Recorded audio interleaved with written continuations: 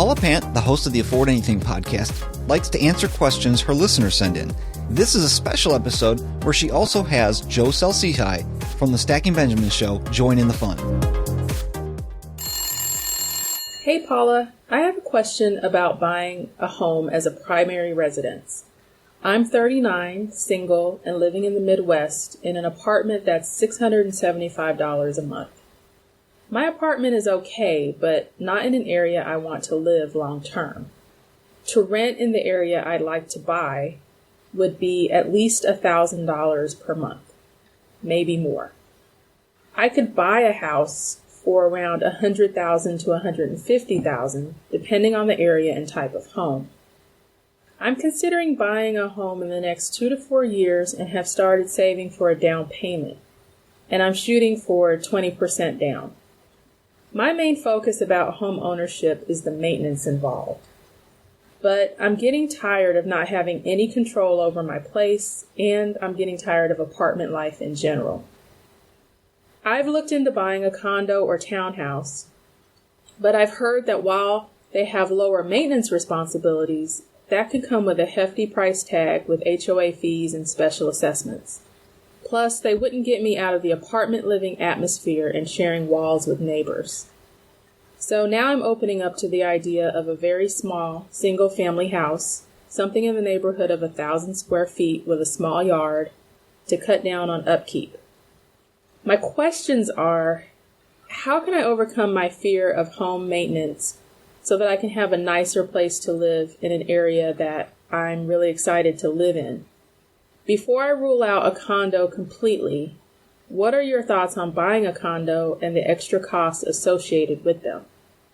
I do plan to have a healthy emergency fund in addition to my down payment. As a single woman, I'm just scared to deal with everything by myself. I'd love to hear your thoughts on this. Thanks so much for all you do. Well, Dee, thank you for asking that question. First of all, I think you're making a great decision. I mean, the numbers that you've outlined, that, you can purchase a property for between $100,000 to $150,000 in an area where that same type of property would rent for about $1,000 a month. That's fantastic. Those numbers to me signal that that is a great place to be an owner. That's a great place to buy. So that sounds awesome. And, the type of property that you're talking about, you're not talking about anything that's too extravagant or too outlandish. It sounds to me like you're very much staying within your means. You're aiming for a 20% down payment. You're starting to save several years in advance. So everything that you have outlined in terms of your financial position and your preparation for this property, you sound very much like you're on the right track. That being said, the next thing that I'll say is in terms of overcoming your fear of home maintenance. I like the way that you phrased that because unless you buy a complete fixer-upper, a complete f***ing show of a house, assuming that you're not buying some piece of crap like that, your home maintenance costs will most likely be reasonable. And that being said, I'm going to sound like I'm contradicting myself here. Your maintenance costs will probably be fairly reasonable, and it is also true that many first-time homeowners are shocked by the maintenance costs that they encounter because they haven't adequately anticipated those costs. Many first-time homeowners are used to being renters. They've never really had to perform home maintenance before. And so all little things like, now I have to own a garden hose, now I have to own a lawnmower, now I have to figure out how to clean the gutters and clean the siding, and all of these tiny things that they've never thought about before all kind of come to light.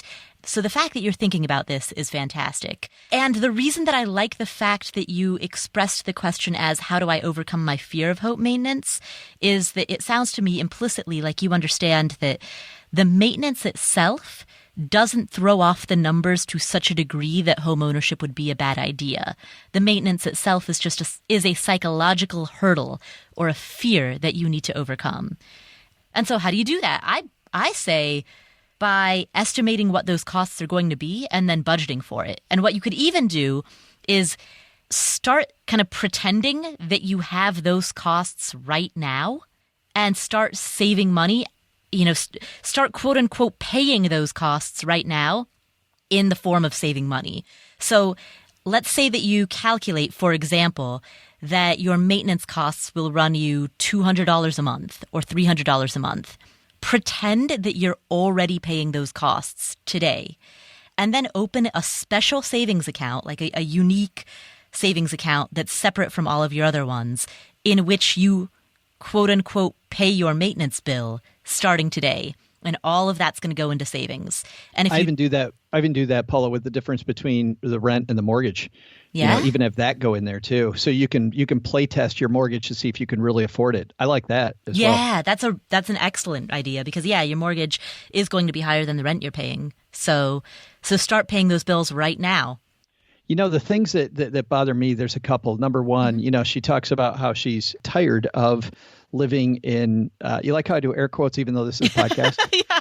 I still put my fingers in the air, do the air quotes. Nobody saw it but you and me.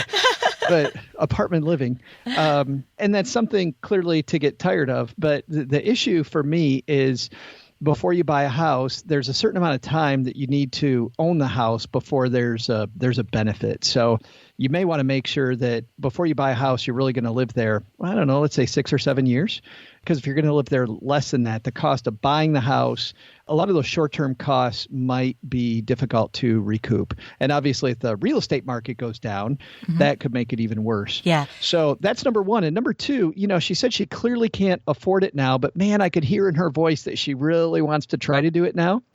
I had a coach when I was a renter early in my career. I really, really wanted to buy a house. I wanted to rent a house in a more expensive neighborhood because it would make me feel more like the shooter I thought I was. And my coach told me something very cool. She said, so do you want to have the awesome lifestyle that you know is a complete fake? Or would you rather have one that reminds you every day that you're not where you want to be and you really need to make some changes? Wow. And I thought, how powerful was that to say, you know what? I got to make sure that I'm putting the money away for the house, that I'm doing the right thing. And so every time I come home to this apartment that I don't love, I'm going to put tons of money away. And it was very motivational to think about it that way. I'm not in the spot I want to be. So I would caution against being so tired of apartment living that you do the wrong thing.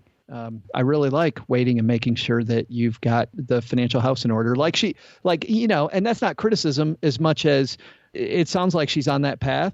I just don't want her to. There's so many people in the real estate market that will tell you, oh, no, you can afford it. It's almost like buying a car, right? When you buy a car, like, oh, yeah, you can afford this car. We'll just stretch those payments over 26 years for your new Hyundai. Yeah, that's a great point. Especially when you talk to people in the mortgage industry, the implicit assumption that they make is that if you can qualify for certain financing, that means that you should take it. Yeah.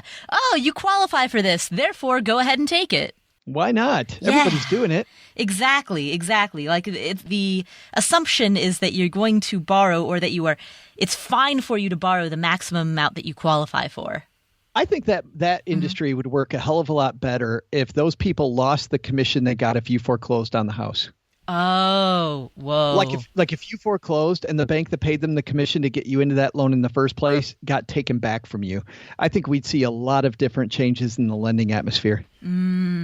Yeah, exactly. Because that's part of the problem is right now, so now we're totally going off on a tangent about the real estate industry, but I mean, the people who sell you stuff are the people who don't have any stake in the game after the deal is closed. So the real estate agents, for example, who tell you like, oh, yeah, this area is really on the rise. This home is totally going to go up in value. Agents aren't allowed to make predictive statements about the market. And yet you hear that stuff all the time, or I do at least. I've heard many, many agents say things like that. The problem is they don't have any skin in the game. Once that house is sold, once they collect their commission check, what if it doesn't go up in value as they fawned and claimed and, promised?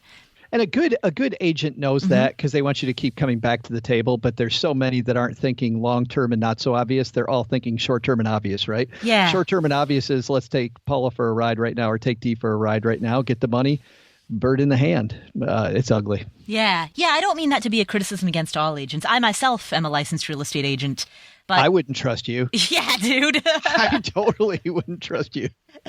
But, part of the reason that I got that license is because I just got frustrated by the smoke and mirrors. Yeah, exactly. The dogs and ponies. Exactly. Any other analogy I can make? Stolen thunder? I'm telling you, steal it. Steal my Texas Thunder. Yes.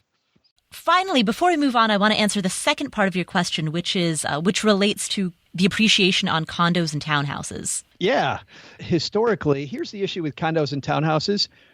They're always building new ones. Mm-hmm. I mean, and so the appreciation on an older condo complex is not high, because if I'm somebody with the wherewithal to buy in a brand new, the newest, hottest area versus buy your older one, because the problem with condos, in my estimation, is that you're dealing with an association that's taking care of a lot of the landscaping, the stuff around it. And if they decide to go cheap, you're along for the ride no matter what. So a condo can be a good investment. I don't think that you have the complete ability to make it or break it yourself that you have with a standalone house. Mm-hmm. Historically, condos tend to be the first to fall during a recession and the last to rise. That's what we've seen across the board throughout the last many, many housing pullbacks. Yeah, the bigger problem I have, though, than that is that we always talk in financial planning about your values and your goals. And Dee clearly said she wants to get away from apartment-style living. And, condos and townhouses, not that far removed from apartment-style living, depending on the type of condo or townhouse. Yeah, that's true. Like, from what I hear within the way that you asked that question, Dee, and you can correct me if I'm wrong, but yeah, it does sound like you would be more excited about a single-family residence. And the last thing that you want to do is spend every day sitting in your home thinking about how you would have preferred to have bought this other home, assuming, of course, that both homes are within your financial capabilities, et cetera, Yeah. Yeah. Correct. Ta-da!